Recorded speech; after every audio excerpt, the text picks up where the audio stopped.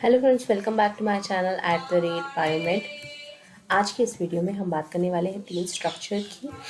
ये एक series video है, डायग्राम बेस्ड वीडियो की, क्लास 10th की, चैप्टर 6।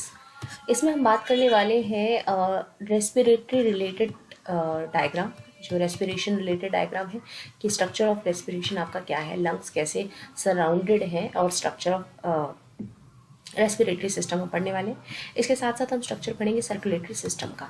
इनमें क्वेश्चन क्या क्या आते हैं। Before starting the video, do not forget to like and subscribe my channel. Okay, तो इसमें स्ट्रक्चर आता है। नंबर 1 आपसे सीक्वेंस पूछते हैं। पहला हम डायग्राम बात कर रहे हैं structure of respiratory system in human beings. ठीक है, एक आपसे क्वेश्चन पूछा जाता है इसमें सीक्वेंस का।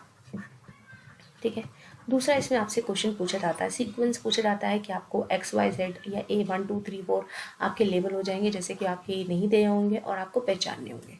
डायग्राम से इस तरह का क्वेश्चन आता है। दूसरा आपसे क्वेश्चन आता है कि जो एल्वियोलाई है वो किस तरह से डिज़ाइन है for the shape for the exchange of gases. Third question आता है आपका इनहेलेशन एक्सहेलेशन, यानी गैस कब आउट होती है और कार्बन डाइऑक्साइड गैस जो है वो कब आउट होती है और ऑक्सीजन जो है वो कब एंट्री करती है। ठीक है, ब्रीथिंग सिस्टम से क्वेश्चन आपका एक आता है। फिर डिफरेंट ऑर्गेनिज्म जो है उनके पास डिफरेंट डिफरेंट रेस्पिरेटरी ऑर्गन्स है। रेस्पिरेटरी ऑर्गन से भी क्वेश्चन इसमें आता है। ठीक है, तो एक एक करके सबके जवाब देते हैं।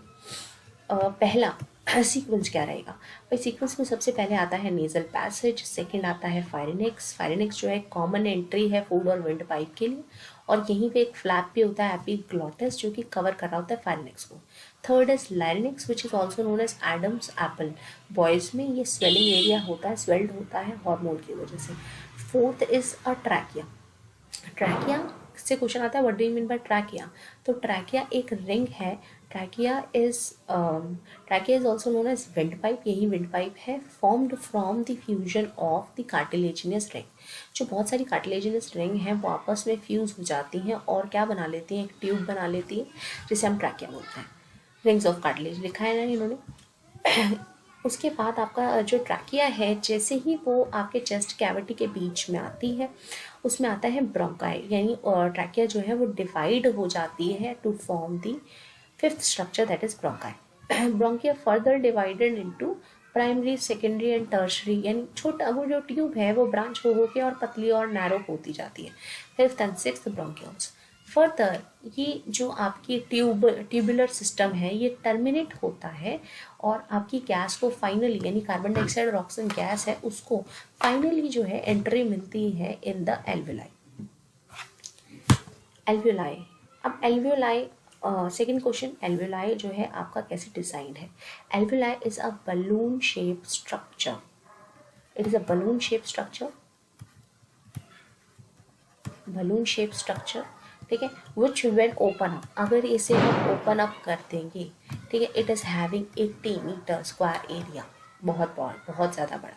ठीक है, it is in a shrinked form, shrinked form में होता है, श्रिंक्ड बलून है। जब भी इसके अंदर गैस आती है it swelled up, swells up होता है। साथ ही साथ for exchange of gases it is surrounded by the blood vessels. बहुत सारी ब्लड वेसल्स से क्या है, ये सराउंडेड है।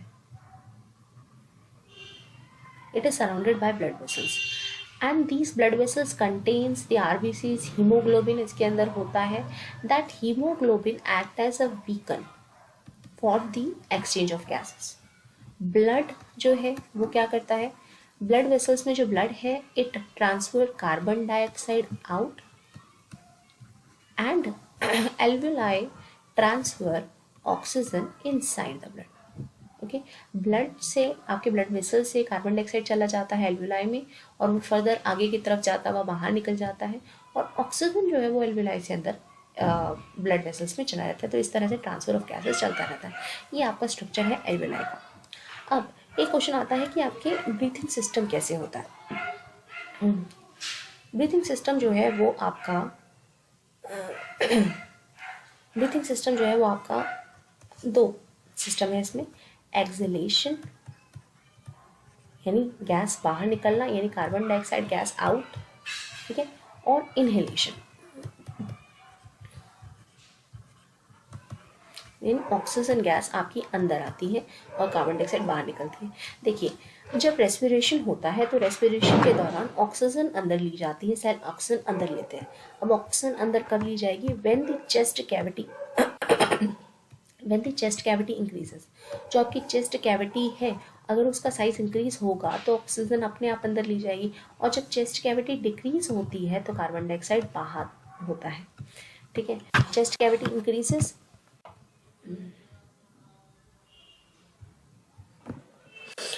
चेस्ट कैविटी अगर डिक्रीज होगी तो कार्बन डाइऑक्साइड बाहर जाएगा। अब ये चेस्ट कैविटी होती क्या है? Chest cavity is made up of, from the front side it is made up of the sternum. From the front side is flat bone होती है sternum. From the back side it is made up of the vertebral column. जो आपकी vertebral column होती है, रीढ़ की हड्डी होती है, उससे बनी हुई होती है। ठीक है, which is again longer than the sternum flat bone होती है, and from the sideways it is formed from the ribs से बनी होती है। ठीक है, ये आपके ribs होती है जो दोनों को कनेक्ट करती है। इस तरह से आपका ये स्ट्रक्चर पूरा रहता है। और फ्रॉम द डाउनवर्ड अगर हम बात करें, downward it is formed from the diaphragm. ठीक है, तो ये आपकी चेस्ट कैविटी पूरी बन जाती है। और अंदर की तरफ आपके इनको प्रोटेक्टेड, ये एक प्रोटेक्टेड स्ट्रक्चर है पूरा चेस्ट कैविटी का। अंदर की तरफ इसमें होते हैं लंग्स। ठीक है, लंग्स आपके इसके अंदर प्रोटेक्टेड होते हैं। अब आपके लंग्स जो है वो फैल नहीं सकते, हार्ट भी इसमें प्रोटेक्टेड होता है। ठीक है, जब तक ये चेस्ट कैविटी इंक्रीज नहीं होगी।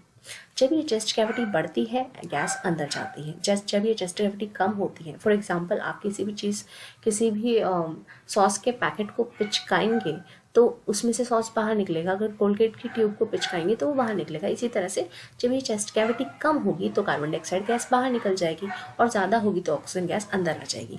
अब ये कम या ज़्यादा कैसे होगी? क्योंकि लंग्स तो अपना साइज इस तरह से नहीं बढ़ा सकते, वो तो बोनी कैविटी के अंदर है।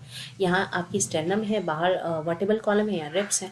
तो एक और इसमें थोड़ा सा होता है कि जो आपके रिब्स होती है ना, रिब्स के बीच में होती है मसल्स। ये जो आपके रिब्स हैं यहाँ पर क्या है? आपके मसल्स हैं। तो ribs having the intercostal muscles. ये इंटरकोस्टल मसल्स जो है जब अपना साइज बढ़ाती हैं तो रिब्स चौड़ी हो जाती हैं, जब घटाती हैं तो रिब्स आपकी श्रिंक कर जाती हैं। तो जब इंटरकोस्टल मसल्स, साथ ही साथ एक और मस्कुलर स्ट्रक्चर होता है नीचे, डायाफ्राम।